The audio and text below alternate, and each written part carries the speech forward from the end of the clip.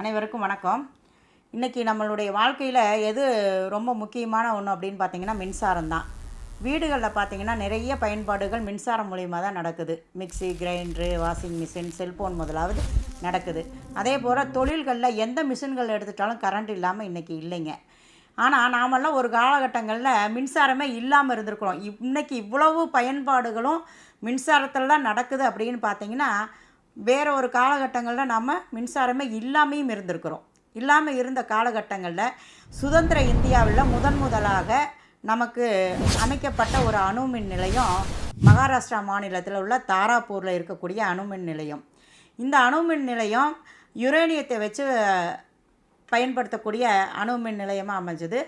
இதுதான் இந்தியாவின் முதல் மைல்கல்லாக அமைஞ்சது. நம்மளுடைய பொருளாதார வளர்ச்சிக்காகட்டும், இல்லை நம்மளுடைய தொழில் வளர்ச்சிக்காகட்டும் முதல் மைல்கல்லாக அமைஞ்ச தாராப்பூர் அணுமின் நிலையம்தான் இந்தியாவின் முதல் அணுமின் நிலையம்.